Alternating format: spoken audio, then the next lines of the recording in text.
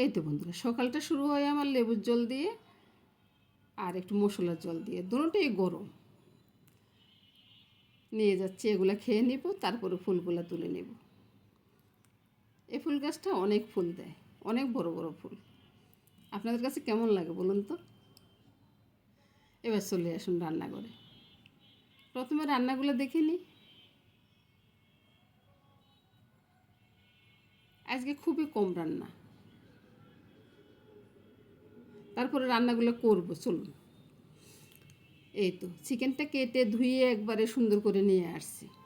তারপরে এই যে চিকেনের মশলাটা বেটে রেখেছি, আলু ভাজি করে রেখেছি, পরোটার সাথে খাবো। প্রথমে ডালটা ফোড়ন করব। ডালে কালো জিরা আর ওই যে মেথি ফোড়ন দিয়ে আর কি অনেকগুলো তেলে দিয়ে দিলাম। তুলতে অনেকটা সমস্যা হয়ে গেছে। এবারে ওই যে তেজপাতা দিয়ে চিকেনের মশলাটা ছেড়ে দিলাম। আজকে একটু অন্যরকমভাবে রান্না করতেছি। আমি প্রতিদিন একরকম রান্না করি না, এক একদিন এক এক রকমভাবে রান্না করি আর কি। মুখে একটু কথা তো জড়াই আসে, তা আপনারা বুঝে নেবেন। আর এই যে ইয়েটা দেখতেছেন না, আমরা কালীভোগ বলি, আপনারা কী বলেন জানি না। এটার সাথে আমি একটু চিনি মেখে রেখে দিচ্ছি, তাইলে ওই যে একটা বাজে গন্ধ আছে না, গন্ধ তার থাকবে না। আপনারাও শিখে রাখুন। এই তো নুনটা দিয়ে দিলাম, হলুদটা দিয়ে দিলাম, লঙ্কাটা দিয়ে দিব, তারপরে ভালোভাবে মেখে নিব। একটু লেবুও চিবে দিব আর কি। তো এই আর চিকেন তো মাখানি তো সবসময় দেখে, তাই না? এটা মাখানো দেখার মতো আর কিছুই নেই।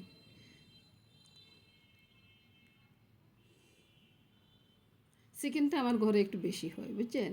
দাদুভাই ছোটো আছে না, ওই জন্যে দাদুভাই একটু খেতে পছন্দ করে আর এই জন্যে চিকেনটা বেশি রান্না হয় আর কি। চিকেনটা হলে দাদুভাই একটু খেয়ে নেয়। তো এই তো মাখানো জোগানো শেষ করে, আর ওইদিকে তো মশলাটা কষানো হচ্ছে। আর আজকে কে রান্না করতেছে সেটা আপনাদেরকে দেখাবো, একটু পরে অপেক্ষা করুন। তো আমি ভালোভাবে মেখে টেকে একবারে রেখে দিব আর কি।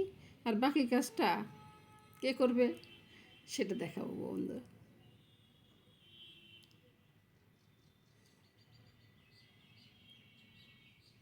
আর ওই চিকেনের মশলার ভিতরে কী কী দিছি সেটা তো বলে নেই বন্ধুরা, ওই কাজ করতে করতে বলে নেব আর কি।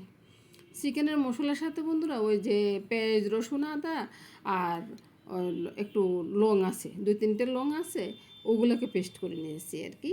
আর জিরা ধনিয়া গুঁড়াটা আছে, একই সাথে আছে। এবার দেখুন কে রান্না করতে আসছে আজকে। মামনি সবসময় থাকে, তবে আমার পিছনে থাকে। আজকে একটু সামনে নিয়ে আসলাম আর কি। আপনারও তো দেখা লাগবে, তাই না? এবার আমার দাদুভাই চলে আসছে। আসলো আবার ফুট করে চলে গেল। বলুন, এভাবে করে অনেক সময় কী করে, এত ঝামেলা করে আমি বয়স দিতে পারি না। আগে তো রান্না করতে করতে বয়সটা দিয়ে দিতাম, অনেকটা ঝামেলা হতো, বুঝছেন? এখন চিন্তা করি যে আমি যেভাবে পারি না কেন, আমি পরে একটু বয়স দিয়ে দিই। আমার বয়সটা কেমন হয় আপনারা জানাবেন। আমি কি আসলে খারাপ কথা বলি না ভালো কথা বলি, তা একটু বলবেন। এই তো মনোযোগ সহকারে রান্না করতেছে। আমার দেখানো লাগে না, আমার মামুনি কিন্তু সব রান্না জানে, বুঝছেন? আমি যা যা জানি আমার মামুনিও ঠিক তাই জানে।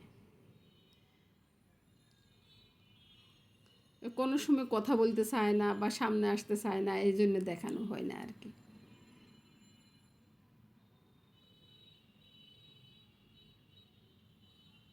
কষানোটা হয়ে গেছে বন্ধুরা, বুঝছেন?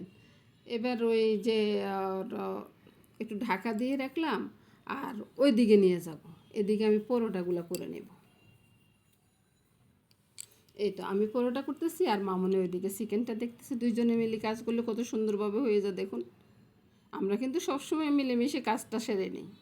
আমাদের দাদুভাই ছোটো আছে, তো তো যতটা তাড়াতাড়ি সম্ভব আমরা কাজগুলো সেরে নিয়ে দাদুভাইকে সময় দিই, কারণ ও ছোটো মানুষ, ওকে একটু সময় দিতেই হয়। এই তো পরোটাটা ভাজা হয়ে গেছে, এবার নামিয়ে নেব। আর এবার এদিকে আবার চিকেনটা নিয়ে আসবো আর কি। এর ফাঁকে ওই যে মামনি আরেকটু নাড়াচাড়া করে নিচ্ছে আর কি। ঘামিয়ে গেছে, গরম পড়তেছে খুব বেশি। এবার ঝোলের জন্য জলটা দিয়ে দিচ্ছে। এবার কালারটা একবার দেখুন কত সুন্দর হয়েছে না আমার মামনির হাতের রান্না। ওরকমও বলতে হয় আর কি, কে রান্না করে দেখতে হবে না। এই তো দারচিনি এলাচি বাটাটা ছেড়ে দিচ্ছে। এবার এদিকে নিয়ে আসলাম, চিকেন রান্নাটা হয়ে গেছে, এবার নামিয়ে নেব।